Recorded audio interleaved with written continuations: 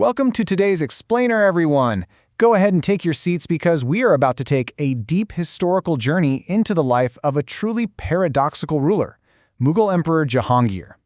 Today, we're going to examine the life of a man who oversaw one of the most culturally magnificent periods in all of Indian history, yet lived a life completely clouded by intense personal demons and some pretty wild political betrayals. Right off the bat, here is the central, fascinating question we're going to unpack today.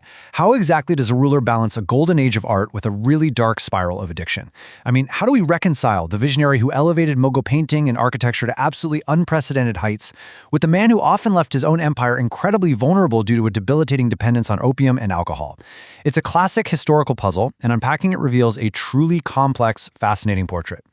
So, here is our syllabus for today's Explainer. We'll start with the shadow of Akbar, move into a dynasty divided, check out the artist emperor, dig into his struggles and vices, and finally look at his enduring legacy. All right, let's start by getting grounded with our master timeline, anchoring our lesson on these three pivotal dates. He was born in 1569, the son of the legendary Emperor Akbar and Empress Mariam-uz-Zamani. He eventually takes the throne in 1605 and ruled until his death in 1627. Keeping this rapid 22-year window of his reign in the back of your mind will really help you understand just how quickly the culture and, honestly, the chaos unfolded. Okay, Section 1. The Shadow of Akbar. Imagine for a second growing up with absolute opulent privilege, but having that collide with the completely impossible expectation of matching your dad's golden era.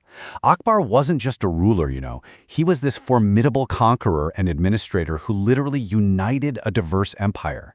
And while Jahangir deeply admired his father's emphasis on religious tolerance and administrative reform, he constantly felt overshadowed by it. So to cope with this immense pressure and kind of assert his own individuality, the young prince turned inward, finding solace in poetry, painting, and a much more indulgent lifestyle. Everything changes in the year 1605. The moment Akbar died, Jahangir finally stepped up to claim the throne, but he did it amidst a sea of immediate, downright dangerous familial challenges.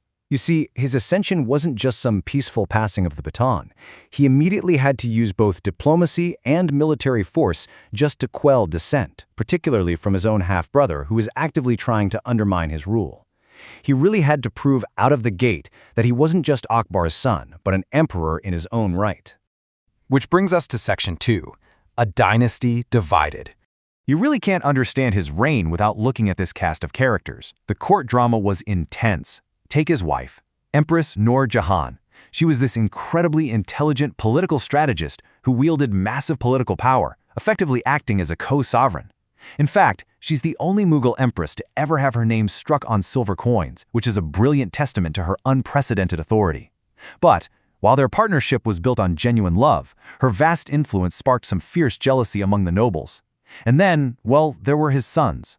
His relationship with Khusrau Mirza resulted in agonizing betrayal when Khusrau actively rebelled against him. Even his bond with his successor, Khurram, who we later know as Shah Jahan, was heavily strained by power struggles and courtly intrigues. Now, despite all those betrayals at home, he was determined to be a fair ruler for his people. He instituted this brilliant system known as the chain of justice. And this wasn't just a metaphor, it was an actual physical chain, reportedly made of pure gold and strung with 60 bells. Ordinary citizens could literally walk up and pull it to bypass corrupt officials, summoning the emperor to hear their grievances directly.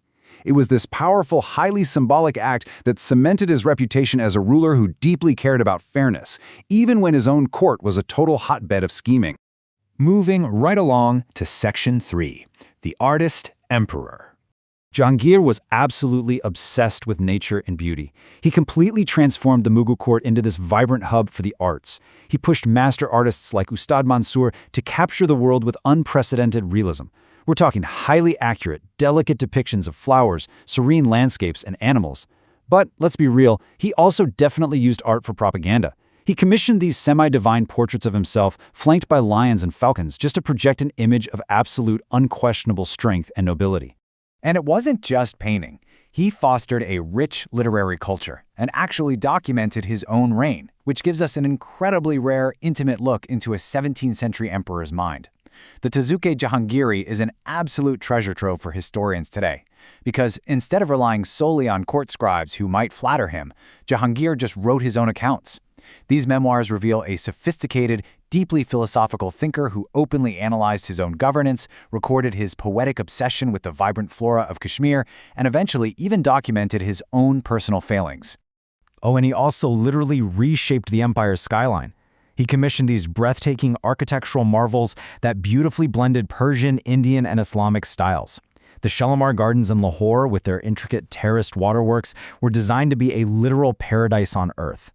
Then you have the Jahangir Mahal in Fatehpur Sikri, featuring exquisite stucco work, and the later tomb of Nur Jahan at Shahdara, showcasing delicate floral motifs. He wasn't just building military fortresses, he was cultivating spaces of profound aesthetic beauty.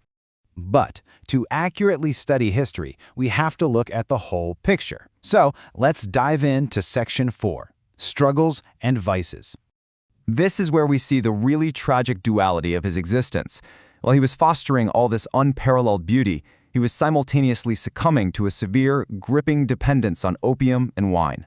The immense, crushing pressure of ruling a vast empire, managing a treacherous court, and dealing with rebellious children basically drove him toward escapism. What started as an indulgence slowly morphed into an addiction that deeply affected his ability to rule. I mean, historical accounts actually claim he drank up to 20 cups of double-distilled spirits in a single day. That level of substance abuse heavily clouded his judgment, big time. It led to chaotic court feasts and allowed power-hungry courtiers to very easily manipulate him. Advisors documented that he would sometimes be completely incapacitated during critical state meetings. Obviously, this created a massive vulnerability for the empire. In fact, his son Khurram repeatedly tried to intervene and steer his father away from these excesses to restore some discipline, but Jahangir resisted, and that friction only widened the already bitter divide between father and son.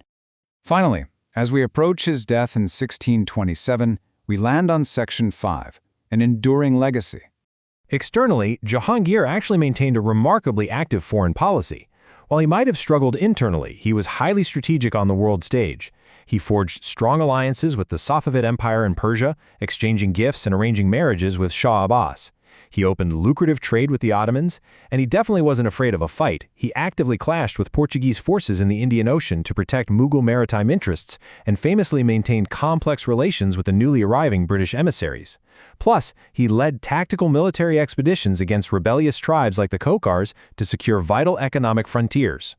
So why does all of this matter today? Well, his commitment to cultural fusion and religious tolerance laid the aesthetic and administrative groundwork that still heavily influences modern heritage sites. From the museums that house his commissioned miniatures all over the world to the tourists who flock to Fatehpur Sikri today, Jahangir's vision of a blended, pluralistic culture remains highly visible.